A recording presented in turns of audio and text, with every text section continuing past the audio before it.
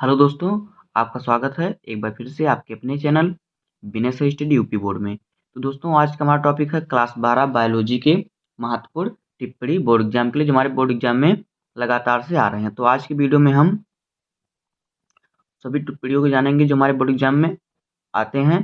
तो दोस्तों ये हमारा पार्ट 1 का वीडियो है। हम पार्ट 1 से लेकर पार्ट 5 तक के वीडियो में सभी महत्वपूर्ण क्वेश्चन बायोलॉजी के बता देंगे जो आपको बोर्ड एग्जाम में हमेशा आते हैं।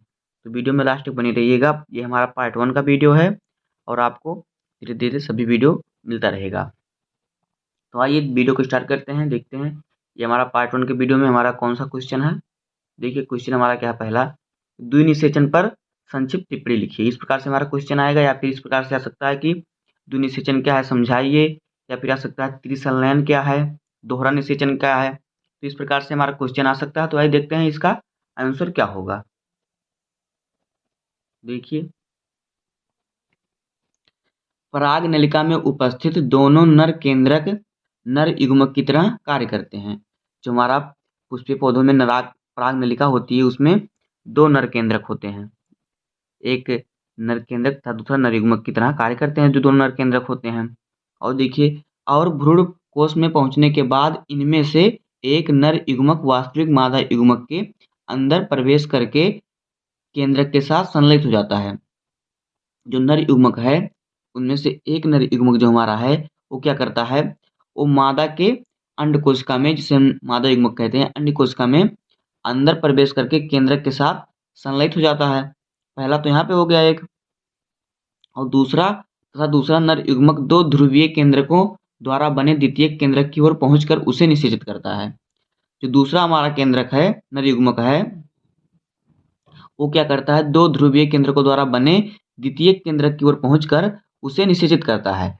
तो यहाँ पे हमारा 3 निषेचन हो गया। जैसे कि देखिए, एक हमारा क्या हुआ, हमारा जो एक है वो मादा अंड कोशिका के अंदर प्रवेश करके केंद्रक के साथ संलग्न होता है, और जो दूसरा नरयुग्मक है ये दो ध्रुवों वाले केंद्रक द्वारा बने द्वितीयक केंद्रक की ओर पहुंचकर उसे निषेचित करता है।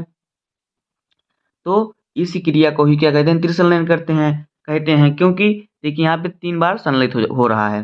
जो पहला केंद्रक है, जो हमारा नर युग्मक, जो हमारा एक नर युग्मक है वास्तविक मादा युग्मक के अंड कोशिका में जाके वहां पे संलग्न हो जाता है, और दूसरा जो है दो ध्रुवीय केंद्रकों द्वारा बने द्वितीय केंद्र की ओर पहुंचकर उसे निषेचित करता है। तो इस प्रकार से हमारा 3 निषेचन हुआ। तो इस प्रक्रिया को ही त्रिसंलयन कहते हैं।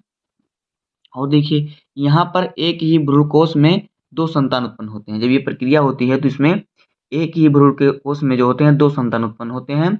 इसीलिए इस प्रक्रिया को द्विनिषेचन या दोहरा निषेचन कहते हैं। ये हमारा है द्विनिषेचन का टिप्पणी या परिभाषा या समझाइए, सब ये आपको लिखना है। तो आइए देखते हैं अगला क्वेश्चन क्या है हमारा। तो देखिए अगला क्या है, अगला हमारा है क्या, असंग जनन क्या है। तो आइए देखते हैं असंग जनन क्या है, इसको समझ लेते हैं। तो देखिए असंग जनन क्या है, ये देखते हैं इतना। तो देखिए, कुछ पौधे ऐसे होते हैं जिनमें बिना सूत्री विभाजन के ही नए पौधे का निर्माण होता है, उसे ही क्या कहते हैं, असंग जनन कहते हैं। ऐसे पौधे जिनमें बिना अर्धसूत्री विभाजन की प्रक्रिया हुए बिना नए पौधे का निर्माण होता है उसे ही क्या कहते हैं, असंग जनन। ये देखिए, या फिर आप इस तरह से लिख सकते हैं, या फिर एक तरीके से और लिख सकते हैं कि अर्धसूत्री विभाजन की अनुपस्थिति, मतलब जिसमें ना हो, में नए पौधे के निर्माण की इस प्रक्रिया को असंग जनन कहते हैं।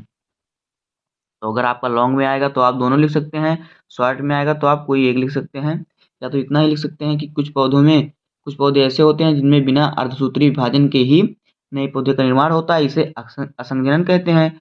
या तो लिख सकते हैं कि अर्धसूत्री विभाजन की अनुपस्थिति में नए पौधे के निर्माण की प्रक्रिया को ही असंजनन कहते हैं। तो आप दोनों में से कोई भी लिख सकते हैं, फिर दोनों भी लिख सकते हैं। देखिए, असंजनन जो होते हैं 2 प्रकार के होते हैं। पहला कायिक जनन, दूसरा अनिषेक बीजता। देखते हैं कायिक जनन क्या होता है। देखिए, इस प्रकार के प्रजनन में बीज नहीं बनता। इस प्रकार का जो जनन होता है कायिक जनन, इसमें बीज नहीं बनता। किसी कलिका से नए पौधे का जन्म होता है। कलिका यानी पेड़ के जो वहाँ से गांठ होते हैं, वहाँ से निकलता है ना पौधा, तो वही कह रहा है कि किसी कलिका से, जो उनकी कली होती है, वहाँ से नए पौधों का जन्म होता है। जैसे कि आलू, देखिए आलू में बीज नहीं होता, ये आलू से ही निकलता है। और गन्ना, गन्ने की गांठ से निकलता है। हल्दी, हल्दी भी गांठ से निकलता है, जो नए पौधे का निर्माण होता है। तो ये हमारा है कायिक जनन। और देखिए अगला क्या हमारा है, अनिषेक बीजता। तो देखिए अनिषेक बीजता क्या है, इस प्रकार का प्रजनन बीज द्वारा होता है, लेकिन बीज के बनने में समयुग्मन जो है एवं अर्धसूत्री विभाजन नहीं होता। जब बीज बनता है तो यहाँ पे संयुग्मन जो हमारा संयुग्मन होता है वो नहीं होता, और अर्धसूत्री विभाजन भी नहीं होता। इस प्रकार का जो हमारा बीज होता है उसे अनिषेक बीजता कहते हैं। जैसे कि मक्का और धतूरा। अनिषेक बीजता देख लीजिए फिर से, इस प्रकार का प्रजनन बीज द्वारा होता है, लेकिन बीज के बनने में संयुग्मन एवं अर्धसूत्री विभाजन नहीं होता। इनकी जो प्रजनन बीज द्वारा होता है, लेकिन बीज के बनने में अर्धसूत्री विभाजन और संयुग्मन नहीं होता, इसीलिए इसे अनिषेक बीजता कहते हैं, जैसे मक्का और धतूरा। ये हमारा हो गया। अब देखते हैं अगला क्वेश्चन। देखिए अगला क्वेश्चन हमारा क्या है, बहुभ्रूणता पर टिप्पणी लिखिए। तो आइए देखते हैं बहुभ्रूणता क्या है, इस पर टिप्पणी लिखते हैं। तो देखिए क्या है बहुभ्रूणता।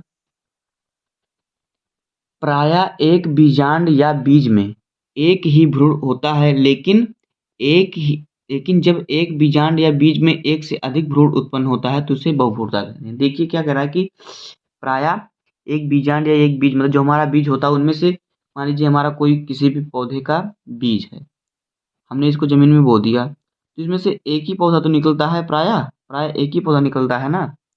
जो बीज है, बीज में से एक ही पौधा निकलता है, लेकिन क्या कह रहा है, जब एक बीजांड या बीज में से एक से अधिक भ्रूण उत्पन्न हो, मतलब हमारा कोई बीज है उसमें से दो पौधे निकल रहे हैं, दो भ्रूण निकल रहा है, वो दो बार एक ही में दो बार फूट रहा है, एक ही बीज में भ्रूण उत्पन्न होते हैं, तो इसे ही बहुभ्रूणता कहते हैं। मतलब कि जिस बीज में एक से अधिक बार भ्रूण निकलेंगे, मतलब एक से अधिक भ्रूण निकलेंगे या उत्पन्न होंगे, उसे ही बहुभ्रूणता कहते हैं।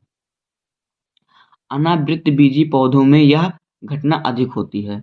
अनावृतबीजी पौधे कौन होते हैं, देखिए अनावृत बीज क्या होते हैं, देखिए पहले जान लीजिए। देखिए जिन बीजों के ऊपर आवरण लगा होता है, आवरण, उसे क्या कहते हैं, उसे आवृत बीजी कहते हैं। और जिन पर आवरण नहीं होता उन्हें अनावृत बीजी कहते हैं। आवरण का मतलब उसके, मान लीजिए हमारा अंदर का बीज, जैसे हमारा ये आम का बीज है, तो इसके ऊपर एक एक कठोर कठोर पावडर लगा रहता है आम के बीज की गुठली की, जिसे हम गुठली कहते हैं। उसके ऊपर एक बीज के ऊपर एक कठोर आवरण रहता है, तो क्या है, वो हमारा है आवृत बीजी। लेकिन जो अनावृत बीजी होता है उस पर बहुत हल्का आवरण होता है।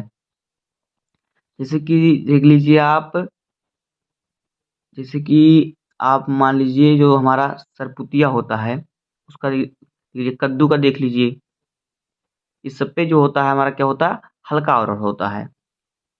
तो ये कह रहा अनावृत बीजी पौधों में यह घटना अधिक होती है। अनावृत बीजी पौधे मतलब जिस पर आवरण हल्का होता है, लेकिन आवृत बीजी पौधों में यह काफी कम पाई जाती है। आवृत बीजी जिस पर आवरण होता है उसमें काफी कम पाई जाती है। बहुभ्रूणता की खोज एंटोनी वान ल्यूवेनहॉक ने संतरे के बीज में की थी। किसने, एंटोनी वान ल्यूवेनहॉक ने संतरे के बीज में की थी। किसकी खोज, बहुभ्रूणता की खोज। तो दोस्तों बस आज की वीडियो में इतना ही, मिलते हैं पार्ट 2 की वीडियो में। तो अगर आपको वीडियो पसंद आया हो तो वीडियो को लाइक कर दीजिएगा, और चैनल पर नए हैं तो सब्सक्राइब कर दीजिए, क्योंकि आप बोर्ड एग्जाम की तैयारी के लिए हर इंपॉर्टेंट टॉपिक का वीडियो इस तरह से मिलता रहेगा। ये हमारा पार्ट 1 का वीडियो था, इसी तरह से हम पार्ट 5 पार्ट तक सभी बायोलॉजी के सभी महत्वपूर्ण क्वेश्चन को सॉल्व कर देंगे। तो मिलते हैं किसी नेक्स्ट वीडियो में, तब तक के लिए धन्यवाद, जय हिंद।